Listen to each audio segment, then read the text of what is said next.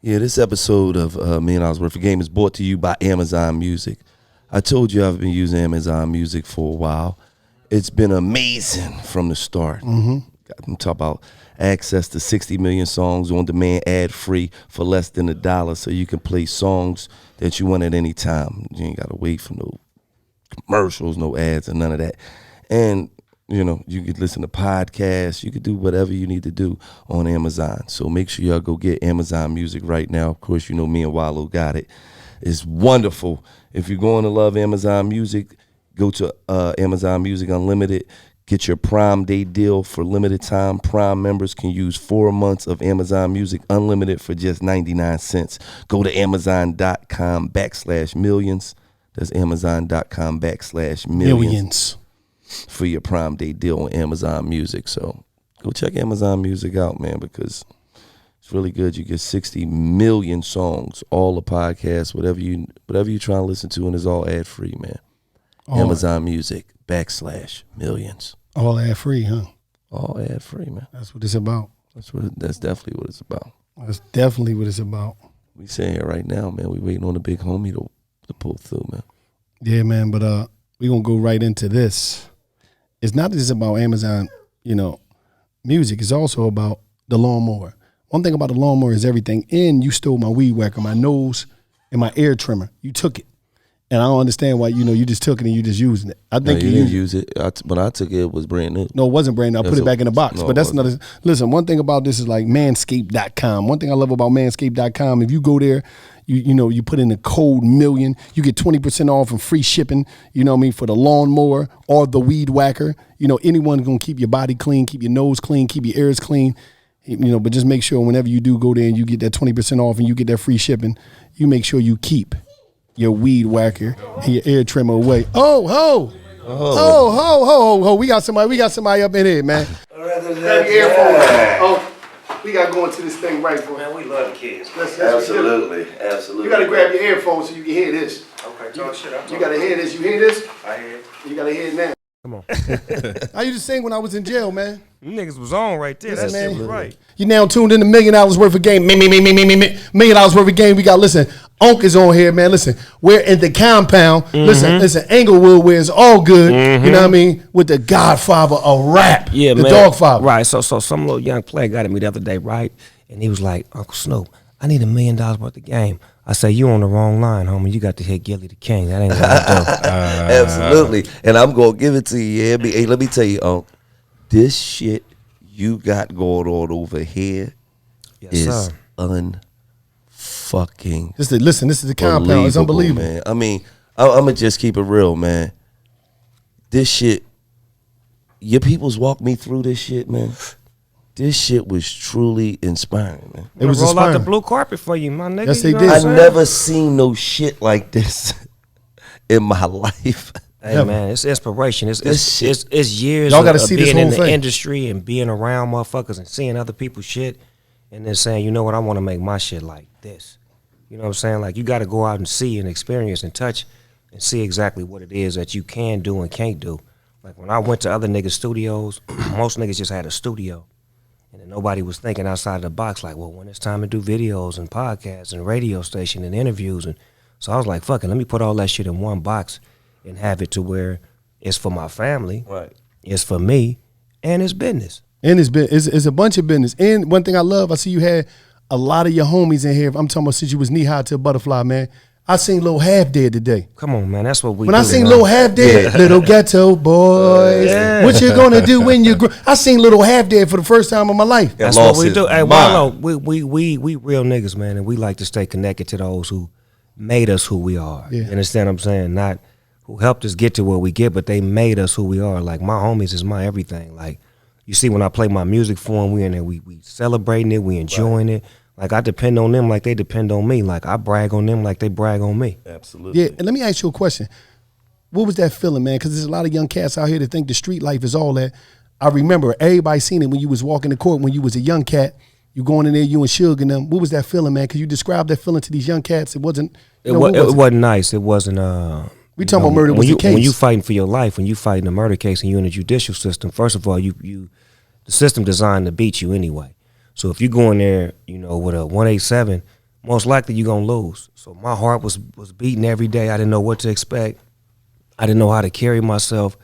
I didn't know how to act because I wasn't never in a position like that. Normally when I went to court, I would just take the deal. Mm-hmm. You know what I'm saying? Because I didn't have money for a lawyer. I didn't have... Yeah, that was me. I was there. Right. So nigga didn't have none of that. So this is the first time I ever had a lawyer. I ever had somebody speak for me to where I couldn't say nothing. I couldn't do nothing. I had to let the lawyer speak and just sit in court and just be on my best behavior. But at the same time, it was shit happening outside of court that was still going down that was, prohibiting me from moving. I had to be on house arrest.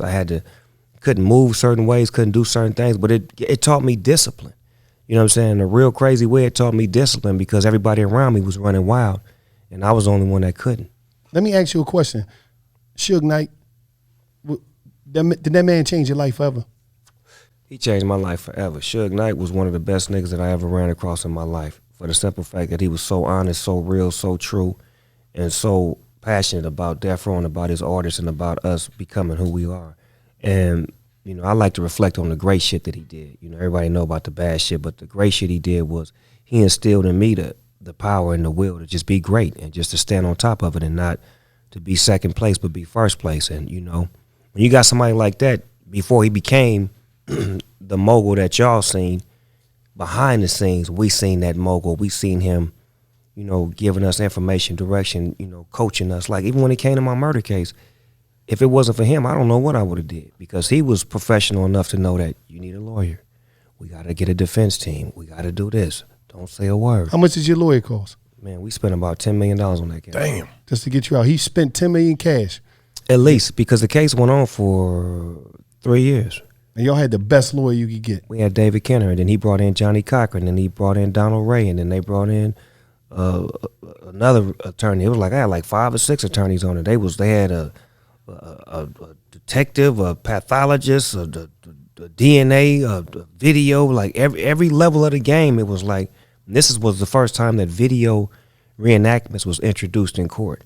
So we had to reenact what had actually happened through a video that my attorney was willing to found a way to put together. So it was like a reenactment, like you see now when you watch those shows, the first 48 and all that shit. You see them we was the first ones to do that in court.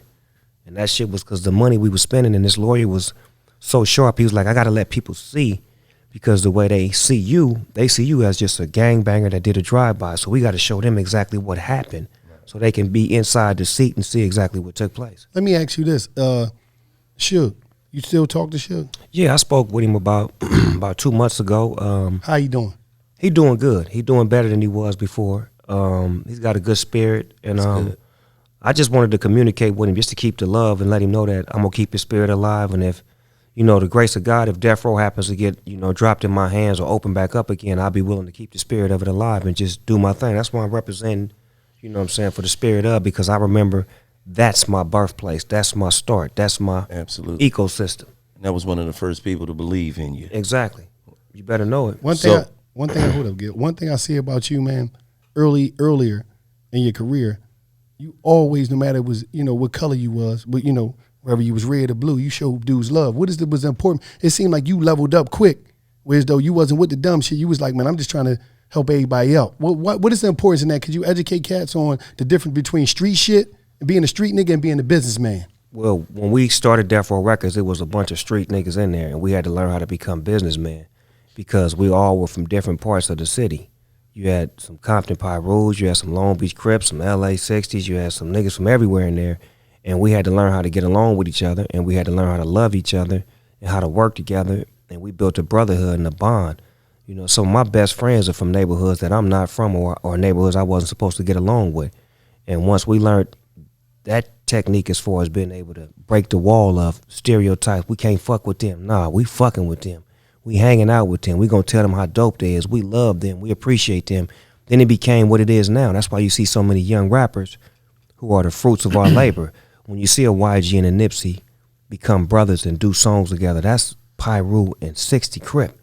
Never was supposed to happen. But through the spirit of what we laid down and how they continue to run with the legacy, it's everywhere now. You got Bloods and Crips that hang out with each other, love each other, and it's all love. And that's what we did it for. We had to take the sacrifice as far as learning how to do it and being disrespectful, not learning how to, we had to learn how to talk around each other because gangs talk disrespectful. You know what I'm saying? Like when we together, If we Crips, we disrespecting y'all niggas because we ain't around y'all. But when we around y'all, we got to fix our mouth. We got to learn how to talk. So what we did was we started, when we was on death row, we would say, when we shooting dice and somebody say, Twinkie.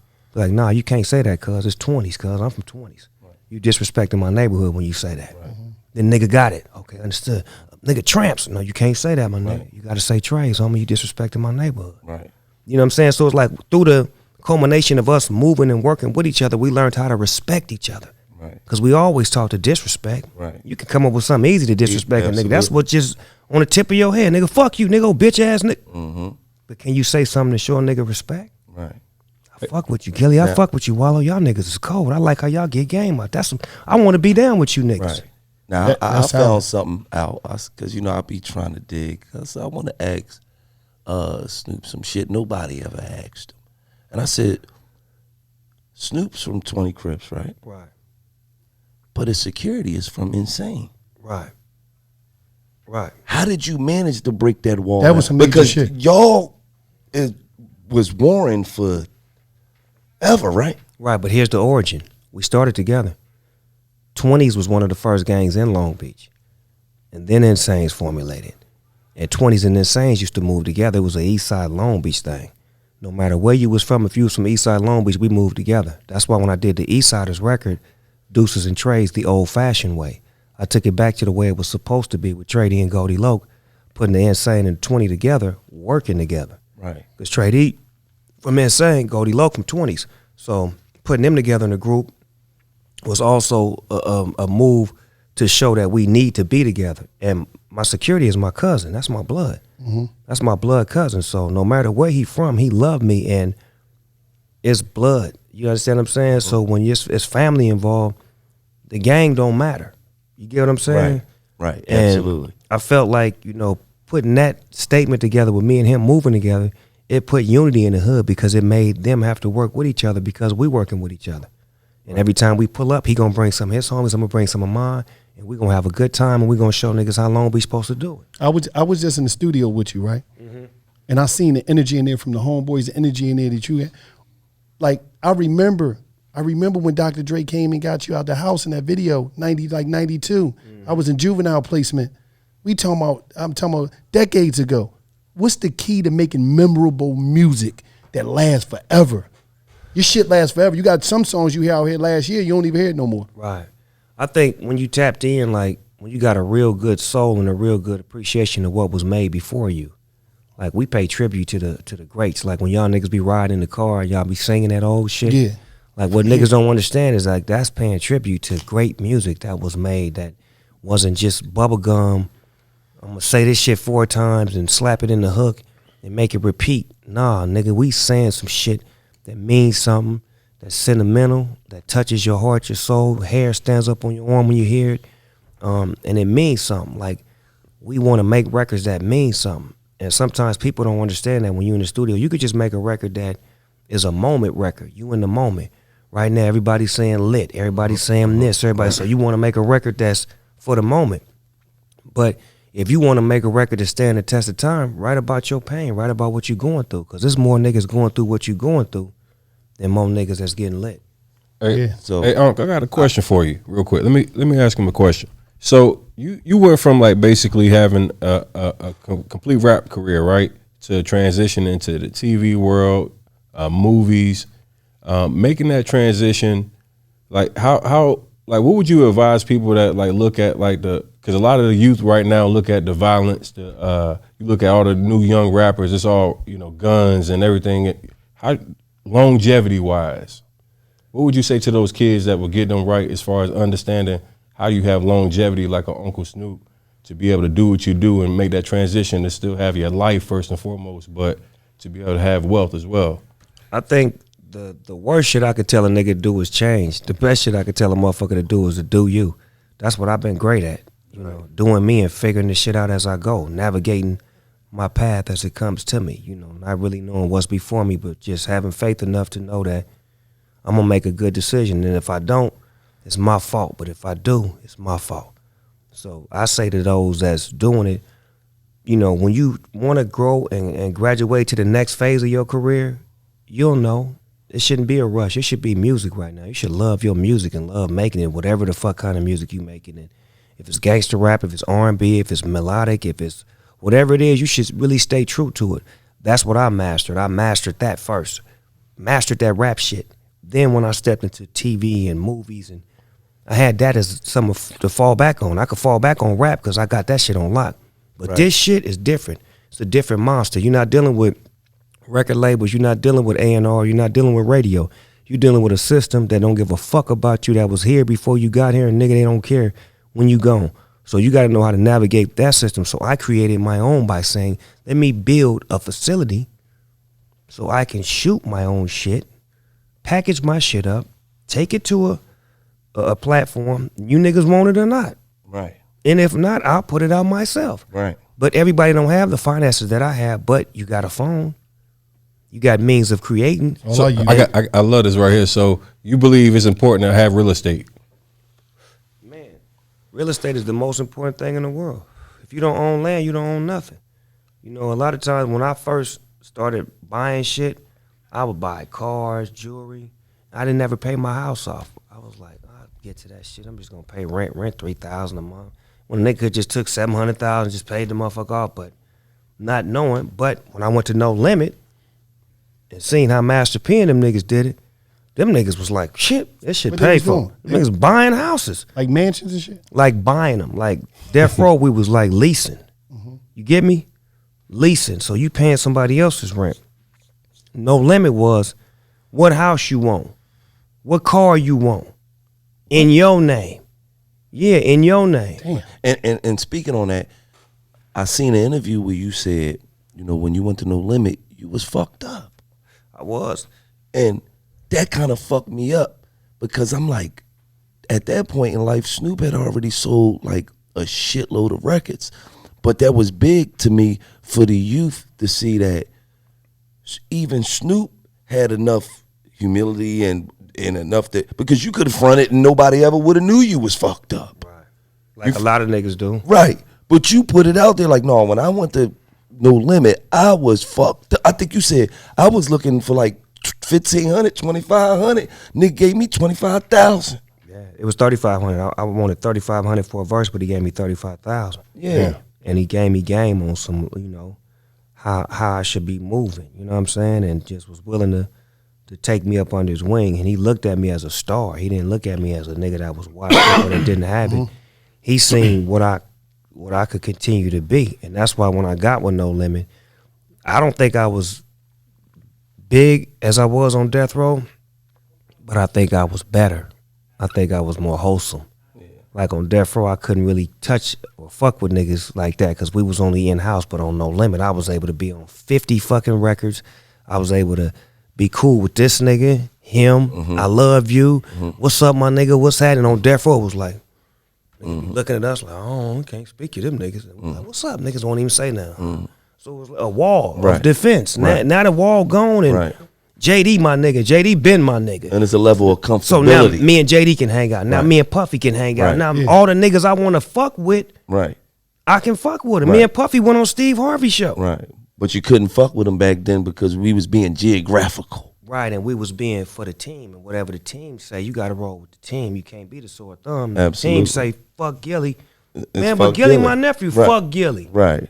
Well, I guess it's fuck Gilly. You know what I'm like? And it's like, y'all put me in a position like that where I really like niggas, and you really want me to say fuck that nigga? Right. Like in the beginning, we was young and wild and we didn't care, so naturally I went after Eazy-E, I went after Tim Dog and Luke.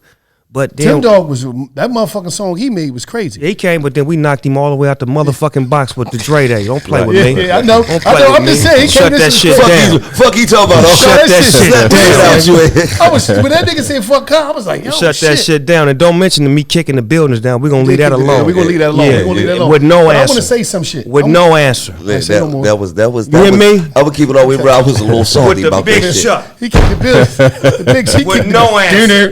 With that. Oh, man. With Big city and dreams with no answer. Damn, he talking shit. Now, it was something. I want to switch the subject a little bit.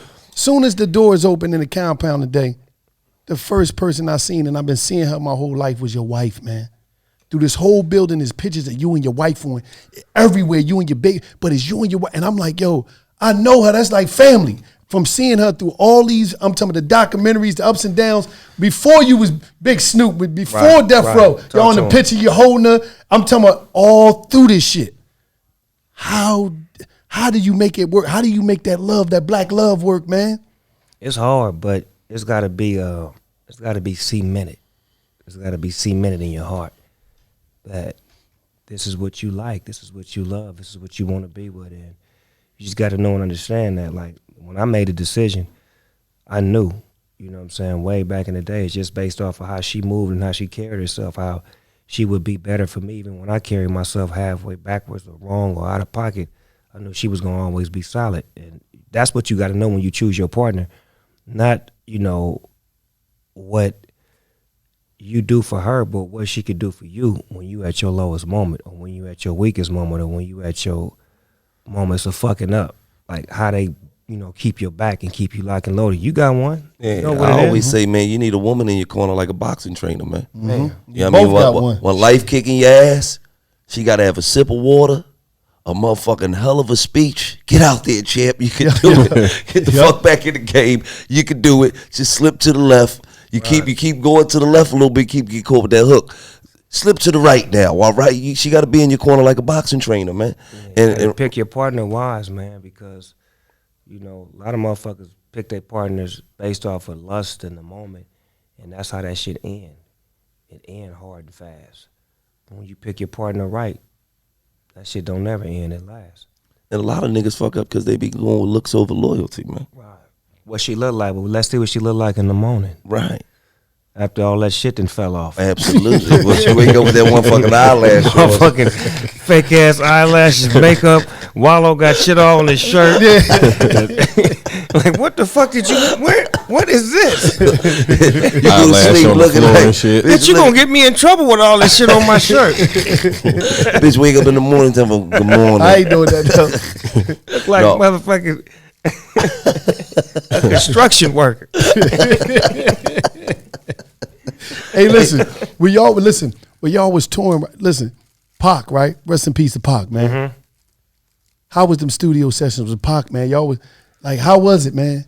It was crazy because when we before he got to us, we would have like a bunch of bitches in there, and it would be going like real slow.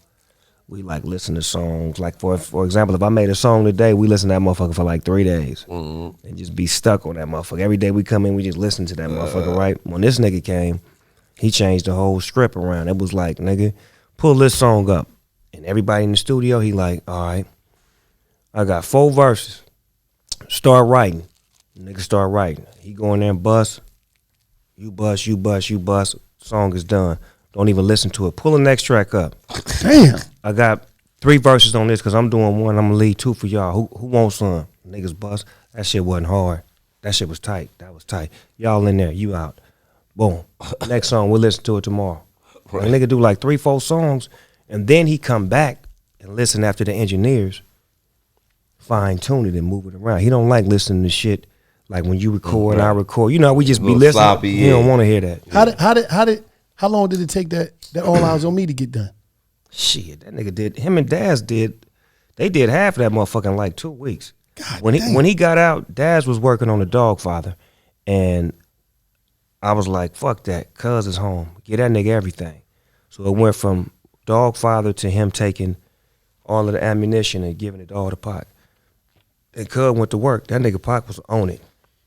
He was on it. He was on it. It was one beat that I had that was a DJ Pooh beat. That shit went doo doo doo doo doo doo doo, wow wow wow, boom boom. All them niggas was on there rapping. Doo doo doo doo doo doo.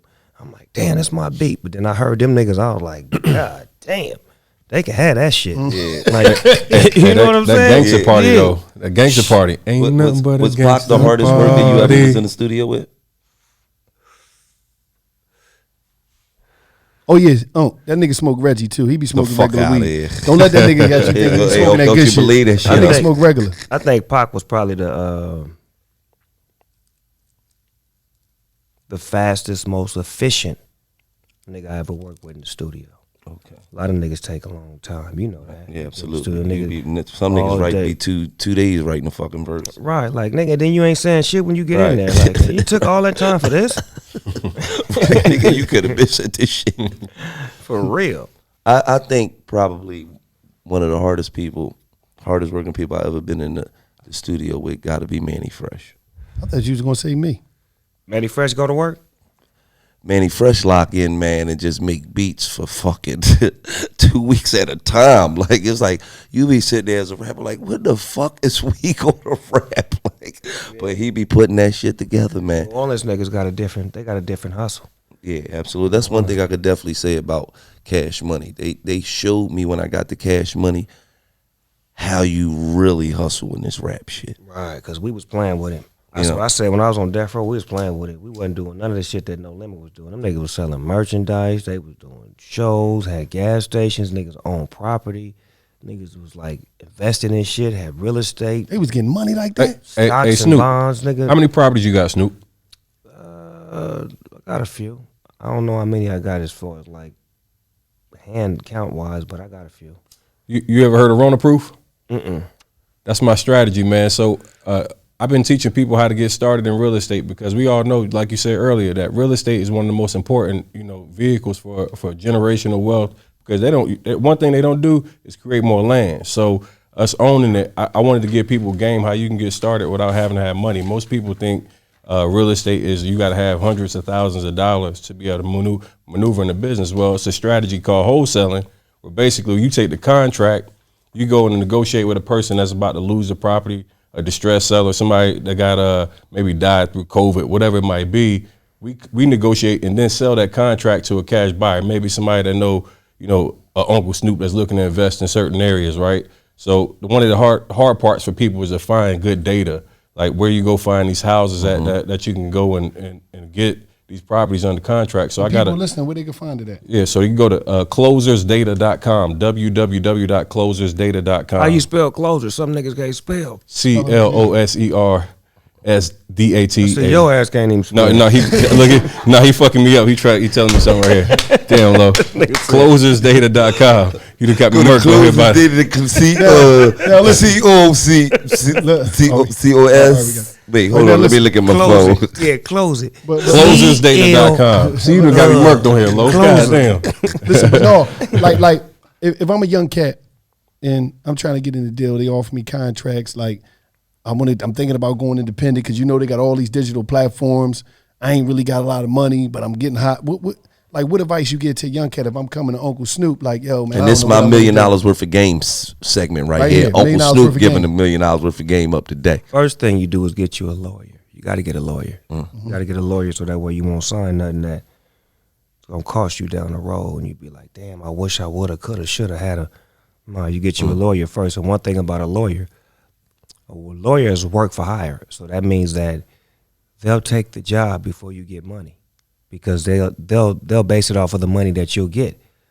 So you get you a lawyer to represent you, to read over your contracts, to put you in a position of where now you got information. You're not just running around like a loose cannon making music and not knowing what's the stipulations to the contract. So a lawyer first and foremost. Then once you get you a lawyer, make sure you get you a sound and get you a look about yourself that's yours, and stop trying to be like everybody else and be yourself.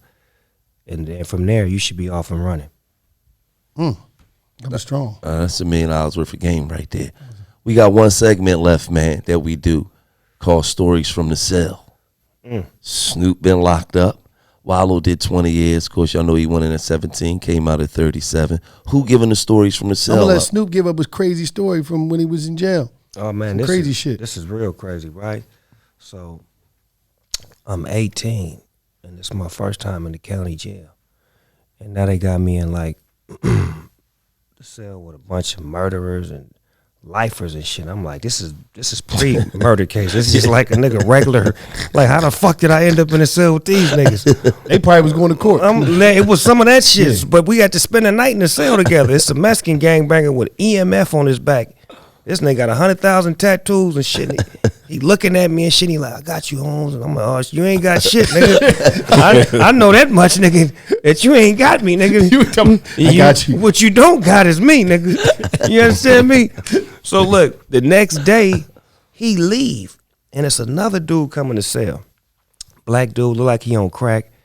But I ain't tripping. I'm like trying to get to where I gotta get. Nigga, I wake up at 6 in the morning. This nigga is hung, nigga. This nigga done hung himself in the cell with me.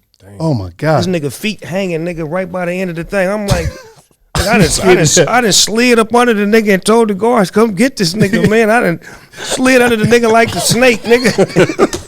Getting out the cell, nigga, trying not to touch this nigga. You hear me? Yeah, God damn. Nigga hung himself. They snatched the nigga down. He come back to life. I'm like, this nigga tried to kill himself. He came back to life. Yeah, the nigga wasn't dead yet. Wait. He unsuccessfully killed himself. You sure that wasn't that good fucking weed? Man, I ain't making this shit up, man. I wish they had a camera in the cell, man. Smoked that good shit we got locked up. Woke up, They snatched that nigga. They that's why I snatched that couldn't nigga spell off that closures rope, later. and Fucking weed they out had here. the blanket around the nigga neck. They snatched that nigga down. Nigga hit the ground and started coughing. And brought him back. They brought that nigga. Yeah, So at least dog. you ain't witnessed the homicide of Man, that. I'm like, from Suicide. the murderer nigga that looked like he was gonna kill me to the nigga that tried to kill himself, all in the same cell. That's crazy. Hey, listen, man. Hey, Unc, man, we just want to say, first of all, man, it's bulletproof love all the time. Love, man. Always love, man. You rode the red carpet out, man. Blue carpet. Blue carpet. Blue carpet. I'm sorry. Hey, no disrespect. I'm sorry. Yeah, goddamn. I'm sorry. Neighborhood, nigga. Roll it. Hey, listen, right? And not only did you roll the blue carpet out, man, this shit truly inspired me and a while him, we ago, had man. some talks about this shit. And I ain't even going front. I seen a couple couches. I was going to couch surf on, but I said I got somewhere to go tonight. I'd have posted right. It's comfortable as shit in this joint. You don't want to leave. But you got me a while talking about going back and try to invest in the fucking We warehouse. making a warehouse. This shit is Unbelievable. This shit is unbelievable, man. That spaceship That's shit. what this man. was. This was a warehouse. I know. That's why when I seen it. This was for jets. They had they would come get their fuel from here. So it was a hangar for jets and their fuel. So it was nothing but empty space here. So when I got this motherfucker, I had to like get an architect to come in here and construct room for room what I wanted. I want a basketball court. Then I said I wanted a bowling alley, but they say you can't have that. So I had to build a little game room, and I want a casino on top. That fucked me up. The casino was The everything. casino And you was- could look down and see the basketball court. Then I That say I'm fucked doing a me up. GGN. I was doing a GGN in the garage with a little green screen. I said I need to build a room for the GGN. This room lit up, just like you niggas can sit at the table, do your podcast. We can put shit behind you, nigga, like you in a whole nother world. Then I wanted the big soundstage green screen so that way we could shoot motion picture That shit. shit big as shit in there. You get what I'm You saying? can shoot Star Wars in there. Motherfucking right. That shit unbelievable, man. You know what I'm talking about? Yeah. Like thinking out the box, like, why do we keep giving them money when I could build my shit here like Tyler Perry built in Atlanta? I don't need as much space. Right. I just need a little bit. Right. And I need to little own this. bit. And I need to own this. You own your shit. Yeah, so a motherfucker can know at the end of the day, we could turn the lights on and off when we want to. We could do as we please. If you niggas ever want to come back, Yeah. you understand what I'm saying? is It's very mine. What is this, like 30,000 square feet? Some shit like that? 50. I don't know. What is it, Killer? This shit is unbelievable, man. I'm truly inspired. I'm just glad. I'm glad I came for the podcast and to bust it up with you, hear some new music. But more than anything, man, I'm glad I came to see this shit because Big U and Wax said, Gilly, you ain't never seen no shit like this. And I was like, I've seen a lot of shit, man. And riding by, you can't tell. When You can't tell nothing. Nigga thought y'all was pulling up into a hospital or elementary school. A taller tissue factory. Nigga said we finna pull into an That gate elementary open. school. I seen all them 6'4s wrapped up in the screens. That's what the fuck, the tour buses. I said, oh, this is real shit. They got his Pittsburgh Steelers bus. I said, you know I'm Better an Eagles know it. fan. Yeah, come you on, know I'm man. an Eagles fan. man. Philadelphia, baby. Hold on, wait. We play Pittsburgh this week. Y'all in trouble. We play Pittsburgh this week. Oh, man. Y'all in trouble. I forgot about that. Y'all in trouble. And then I'm gonna say this: we had a good game going on PlayStation. Then your shit went off. Yeah, my shit went off. He's garbage. Hey, Who was winning? So I think it was Ty. As soon as he was about to Oh, he score, told me he think he was I Ty. text my son to hit the router. And the nigga was playing me in the bed though. He got his back against the headboard playing me. I'm like, I'm gonna have this nigga at the edge of the bed for this shit over with. I'm gonna squeeze your ass way away from baby girl. You gonna come to the edge of this bed for it's over. Hey, listen, I know you do that sweep play 1,000 fucking times. That sweep play you hard as shit to stop. That shit hard to stop. All Snoop do is sweep to the right. Hey, listen. Hey, I'm a little league coach. He run for 6 yards and then look this the long side of the field, so he sweeps left. And then eventually he gonna bring some shit. I'm a little league coach, man. Hey man, and take what you shout give out me. to your little league, Snoop, man. your football league. I love Man, my you've been boys. doing that shit for years, man. Since 2005. And I was about to wrap it up. Before I wrap it up, man, shout out all the people, shout out all the players and the kids that came from your system Right. and went to the NFL. Wow, that's big.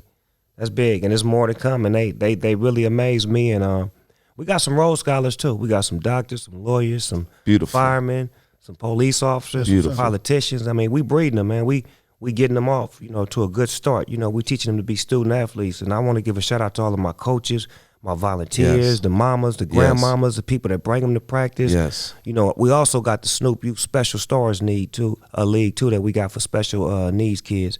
So we got that. We've been doing that for 3 years. Shout out to those kids as well. So we ain't leaving no kids behind. That's what's up. It's gangster. That's what's up, man. Well, Unc, man, we appreciate the you. love, man. Appreciate you, man, from the bottom Appreciate of my y'all. heart, I got to man. go do this Mariah Carey Absolutely, thing. Now I man. got to do some Hey. Christmas, with Mariah. She want the dog to come. You understand me? me and Mariah. Slide down the chimney. I'm telling Hey, listen. Well, go slide down the chimney. Here comes Santa Claus. Slide and glide. It is just like that. Right. You already see. You see this man, we in Snoop. In the compound. You see this green room? Get Snoop Green room, man.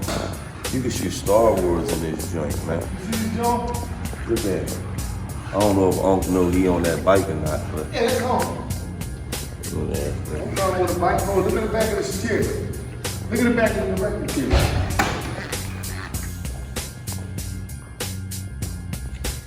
You know what I mean? Hey, let's show him around in this joint. Let's show them. Let's go around.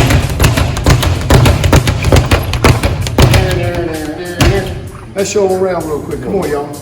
It's a production studio in here, man. This where we filmed our show when we just had Snoop on there. Look at the setup, man. It's unbelievable, man.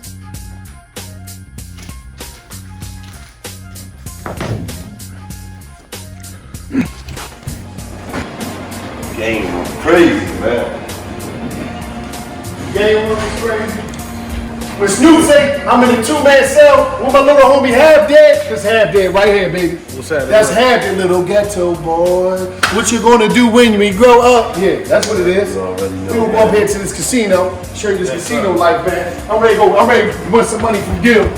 Come on, Gil. Let's run the two up here. Oh, two.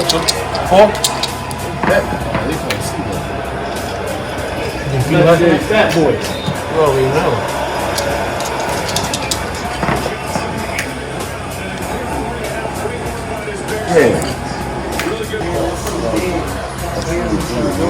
In here. You see the comedic legend right here, Red Grant, one and only.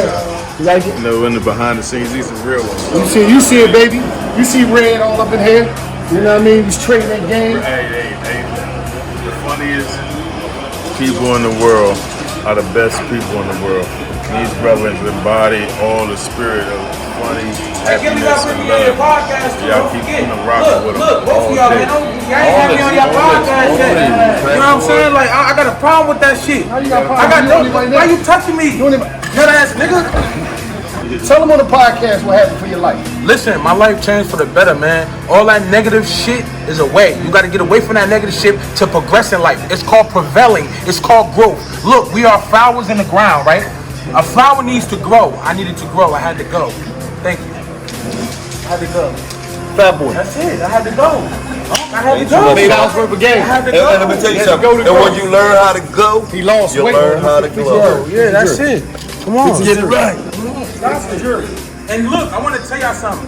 Gilly and Wallow are one of the two powerful people in this time right now.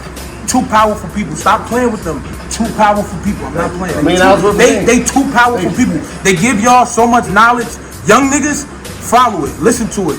Don't take it for heed. Don't take it for granted. Listen to that shit for real. It'll save your life. $1 million worth of game powered by Barstool Sports, man. I'm Wallow267. I go by the name of Gilly the King. It's your boy Tony the Closer. And we got my man, listen, Matt Barnes, a.k.a. he wouldn't want to see me in my prime. I messed my ACL up, or it would have been on the But you couch. didn't want to see his kids just a few minutes ago. Don't put my business out there. His kids is ringers. His kids is ringers. My ACL was tender. They just dropped you. I got a tender ACL. So Matt, This young boy dropped you know what I you mean? I was going to put smoke on his kid, but that was another thing. I don't want to, you know what I mean? They said, "Hey, you can't be doing that to the young boys," but that's another story, man. Really? But listen, man, before we get into this episode, let's shout out our sponsor, CBDMD. CBDMD is committed to providing high-quality THC-free CBD oil products. Whether you're gunning for a race in the Olympics or you just want to stay on top of your game. And with so many world-class professional athletes turning to CBDMD, you can be sure you're getting safe, clean products, from tinctures to topicals, bath bombs, even pet products. They've got something for everybody. So make sure you check out CBDMD. Is also offering all our listeners 25% off your purchase when you punch in the promo code GAME. CBDMD.com, promo code GAME, 25% off to all the listeners. And, you know, I'm stocked up at the crib. I'm the THC, not THC, CBD guy. We got a marijuana specialist in the house, though. Indeed. What's your favorite strain? Anything that Seven Leaves put out, that's my company. So I got to get you guys something. How long you guys out here for? I'm out here for a while. Yeah, I'm gonna get you guys some Seven Leaves. We got the Blue Slush, the Bonbons, the Volvo, the Jupiter Jack. We got some flavors. So I'm gonna make sure I get you all some for you leave. So how you get into that? Man, I met the dudes. I do stuff with my hometown maybe about 3 or 4 years, about 5 years ago, and then we reconnected about 2.5 years ago, and they made me a part of the family, and we've been rolling ever since. And it's a profitable industry. It's definitely a profitable industry. I mean, it's an essential good now. You know what I mean? So Absolutely. It's, you know, it withstood the pandemic. So you know, the cannabis is definitely a booming spot right now. How's it been during the pandemic? I know that, you know, everybody at the crib. I've been busier than ever, to be honest with you. You know, fortunate to still be able to shoot the podcast. We're shooting it from home now. We're back in studio in New York and in LA, still working ESPN, still doing and moving and shaking. So it's been a blessing for me to really slow down for the first time and be able to spend more time with my kids because I'm able to do everything but home. So, you know, outside of it being a terrible situation for the world, it's been a blessing for me because, like I said, I got to work from home and spend more time with my boys. So, man, first of all, we want to shout out to the podcast because y'all the shit. Y'all doing y'all thing. Appreciate We that. talk behind the scenes and we tell y'all, it's going down. y'all the shit. You know what I mean? We got to do something together. We got to get $1 million with the game and all the smoke to do something together. You know, we almost came over to Barstool this summer. Remember, I already know we had to talk, man. You had the big talk. We was free agents this summer, but you know, Showtime stepped up to the plate and took care of us. And then we also teamed with You say hello. Hey. We also teamed with iHeart. Give him a pound. iHeart and Charlemagne with Black Effects. So Shout out to Black Effects. shout out Charlemagne Black over Effects there. for sure. Yeah. You That's can't just what's- keep getting everybody found, baby. We got to work. Yeah. Absolutely. So, No, I gotta ask him something, right? Me being a competitor in the sport, like basketball, like when I, you know, a lot of colleges with me, but I went to Penn State. Like me being out Nigga there, said he went to Penn State. yeah, to the state. I always put it out there, but Matt, I want to know one thing. It was a lot of people out here when you was in the game, man. I used to see you on that court. Who got under your skin the most? I wouldn't even say people got under my skin, to be honest with you. Like I'm a football player at heart, so I was playing hard-nosed defense, knowing that was kind of my staple and would allow me to play for 15 years. So my job was to play hard, and you know, in the midst of that, sometimes some shit talking would happen. But at the end of the day, you know, I was the one that always had to guard the best player. You know, rest in peace, Kobe, LeBron, Melo, D Wade, Who was the hardest to guard? Kobe. He gave you hell. So I think he gave everybody hell. You know what I mean? He was just so. He was the closest thing we had to Jordan, but definitely the best I've ever played with or seen as far as footwork. You know, he was someone that would just capitalize off your mistakes. Most people know what they're going to do. Kobe would make a move based off the way you're playing him, so it was always real tough. So whenever I guard Kobe, it was just, I know good offense is always going to be good defense. I just want to make him work and give him nothing easy. So Kobe was harder to guard than LeBron. Yeah, because Bron is big, you know what I mean, and strong and obviously fast, but that's easier for me because, you know, we're the same height. You know, Kobe is more shifty and with pace and footwork, you know, and that's obviously tough to guard. And then, you know, he has so many counters and shot fakes, and he just gives you the whole package. So, you know, Kobe was definitely my toughest cover. Hey, so Kobe was known to be a shit talker, right? Yeah. What was the most fucked up shit Kobe said to you after like making a bucket or like? It wasn't like really that? fucked up shit. Kobe was just, he used to just, you know, obviously he was physically gifted, but he used to try to mentally fuck you over too. So he would do the dirty shit, you know, elbow you, grab you, elbow you right here and knock the wind out of you, then take off the screen, or, you know, pump fake you 18 times and make you barely touch him, and then he'll hit an and-one. So it was just, like I said, you had to mentally check in when you was guarding Kobe, because if you got too emotional, he would take advantage of that. How big do you think it is that more than likely, you know, the tragic, you know, that happened to Kobe, and then the Lakers are about to be world champions? Absolutely. I think it's a beautiful thing. You know, I was someone who got a chance to play with both. You know, the Lakers are my favorite team, but I had chose my former team, the Clippers, because I thought for once they was about to finally shed the bullshit history that we've had as an organization. But they didn't hold up their end. So I think it's a beautiful thing. I said at the beginning that the championship was going to come back to LA. I just didn't know who was going to bring it. And, you know, the fact that the Lakers are the ones standing and they're on the brink of a championship, I think it's a beautiful thing. Obviously, in Kobe's honor, Kobe and Gigi's honor, I think it's great. I also think it's great for Bron, you know, for he's on the way to getting his fourth ring, probably fourth finals MVP with 3 different teams. I mean, he's continuing to put himself up, you know, the ladder as far as who's the greatest to ever do it. That's my next question. Where do you think that puts Bron? So right 3 now, teams, as 3 we stand, we saying if he wins this, yes, right? so that'll be 4 chips and 4 finals MVPs. To me, before this happened, it was MJ, Kobe, Bron, and it's hard. I think, you know, Kobe and Bron are neck and neck. I want to maybe see Bron win one more next year, and I think that'll put him past Kobe and definitely in the conversation with MJ. Oh, so if he get one more, you saying he jumped both Mike and Kobe? No, that would be 2 more. I mean, we're saying he's going to get. He's got the one coming up. There's one coming up. He's about to grab. So that'll be 4 for him. You know, Kobe got 5. MJ got 6. So I think if Bron is able to get 5, you know, you definitely at the same table with Kobe and MJ, and definitely in the conversation with being the greatest of all time. Because if you look at it, by the time it's all said and done, LeBron is going to lead in every statistical category in the playoffs. Absolutely. Minutes, field goals, points. You name it. Probably going to be the all-time leading scorer. Right. Yeah, but he has a chance to be the all-time leading scorer. He's probably got another handful of years to get that. But you know what he's been able to do. I think we take his greatness for granted sometimes. Right. You know what I mean? Because he's been doing it for so long. This motherfucker's been in his prime his whole career. Like how many people could really say they've been in their prime since they came in the game? So I think we take I think we take his greatness sometimes for granted. But he's a tremendous player, and it's just a beautiful thing seeing him go out there every night and do his thing. Who's on your Mount Rushmore? Is that 5 people? My Mount Rushmore, in no particular order, is Mike, Kobe, Bron, Shaq, and Magic. That's 4 Lakers too. That's crazy, right? Nah, yeah, I would have to say I give Shaq and Kobe up there. Who I would you have got? to definitely say Jordan. That's 3. LeBron. That's 4. And Wilt. You got Wilt up there.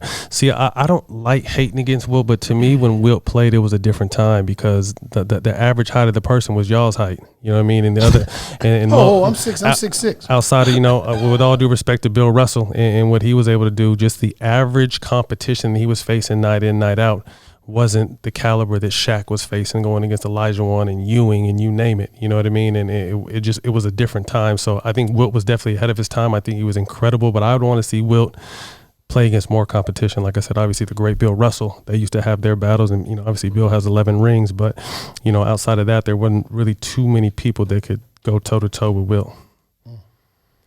For me, I think that Jordan is the best player and LeBron is number 2. Okay. Yeah, it's hard to you can't argue. I think with those guys 1, 2, 3, MJ, Kobe, and Bron, it's hard to argue. And I see it. I just see it because Bron had more pressure on him than anybody ever in the history of the game. No question. You know, he was on, you know, all the types chosen of one, magazines, chosen right? one. If you know what, 14 on the cover of Sports Illustrated. Cover of Sports Illustrated, and he came and he did everything they thought he was. He lived up and more. How often do you hear people that actually live up to the expectation and, you know, surpass the expectation? I think Bron's been has it been 10 or 11? 10 finals, 9 straight. Or, Don't worry about it. 9 straight. Yeah.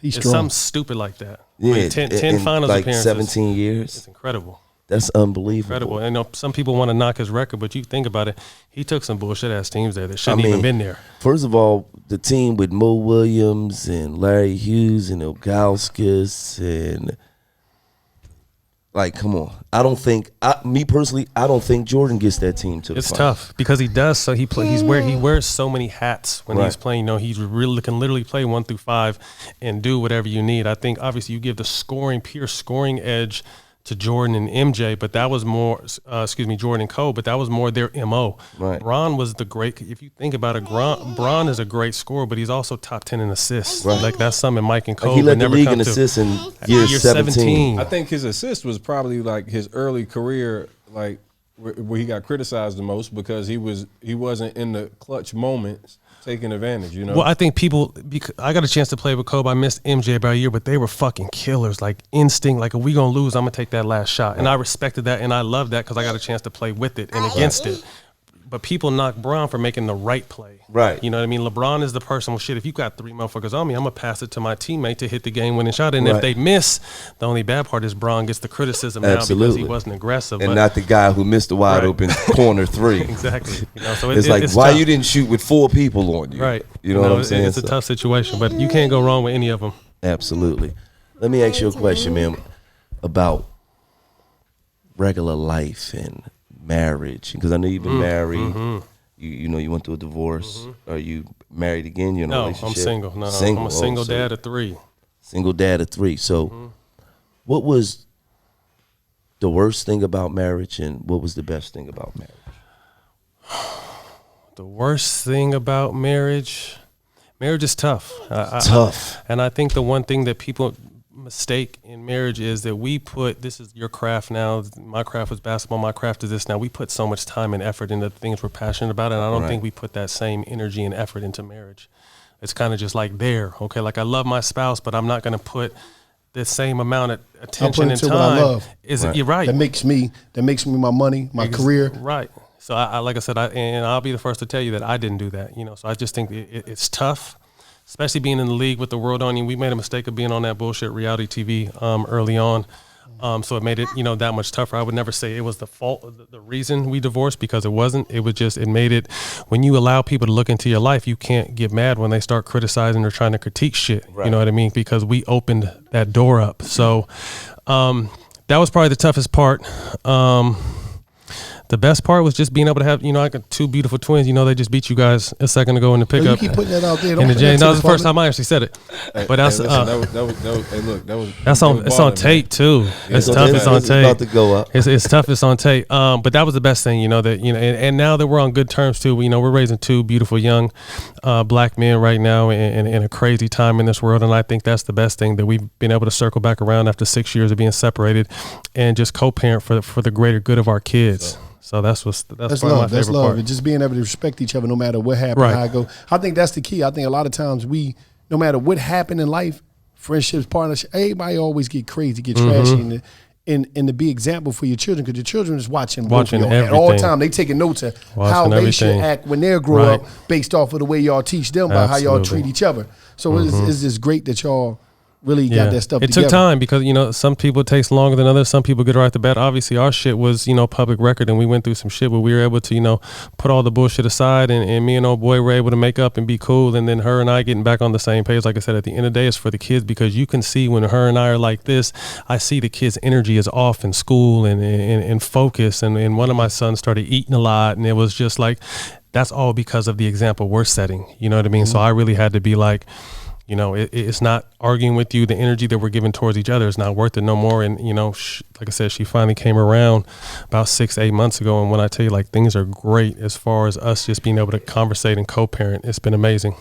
Absolutely. So, and sometimes as parents, we don't understand that the things we do and the things that the kids see really affect them. Oh, there's no question. They're sponges. They're sponges. You know what I mean? There's so much.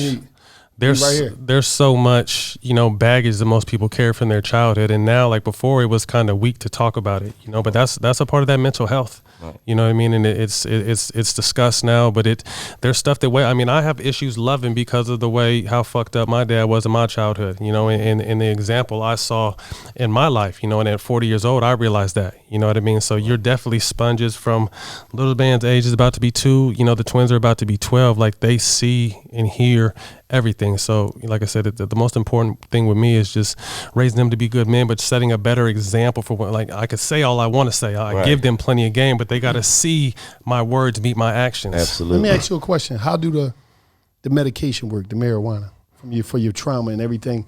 Is that real therapeutic for you? I've been smoking since I was 14. So I smoked all through high school, all through UCLA, and through my whole NBA career. And obviously I took a chance doing that, but to me there was no other alternative. My parents were drug addicts, functioning drug addicts. My dad was a drug dealer, so I saw it all at an early age. Cocaine, crank, you name it, in front of me. People passed out, people fucked up.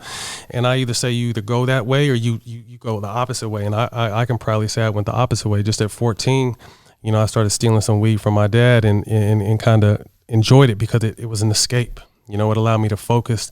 It allowed me to sleep. It allowed me, what's that? Nah, bro. It just allowed me to do a lot of different, a lot of things that I couldn't find from anywhere else. At 14, I'm not thinking about drinking or taking any pills, but I never needed to because I found what I needed with cannabis at 14.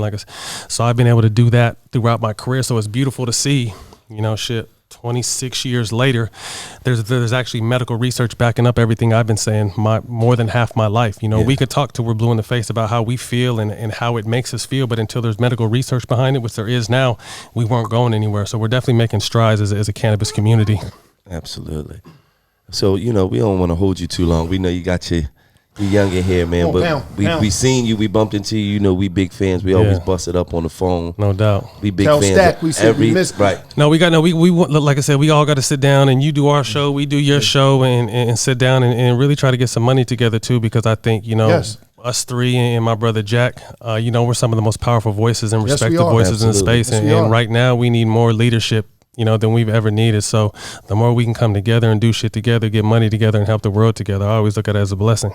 Absolutely, man. And shout out to Jack, man. You already know you Stack like five. Stack 5. Yeah, Yeah, Stack 5. I'd have posted him up back in the day. Like, my moves was like, they still talk about my moves. 12 years old. No, I did. 11. No, I did.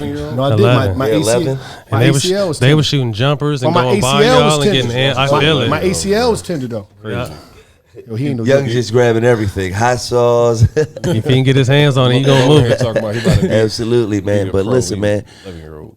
Let them know all of it when the show come out. Yeah, what all the time. smoke every Thursday. Showtime. This is my camera. All the smoke. Showtime, basketball, YouTube, iHeart, and the Black Effects every Thursday. Find me Matt_Barnes9. I hope to come back and really sit down and have a session with y'all, man, because I really love what y'all are doing, man. I'm a big fan of the show. Let's make it happen. And this was on the fly. We just seen Ran it. It was into each other. We gotta get you. We set up. Real quick. You one of our favorites. Let's go. So Let's man, do we it. salute you, For man. sure. We always gonna be, following you, watching what you're doing, man. We love the show. Keep doing y'all. Keep being great, man. No doubt. And we'll tune in. We'll chop it up and give them people what they really want. Peace and love, fellas. Bro, Appreciate yes, y'all. sir. It's just like that. Yeah.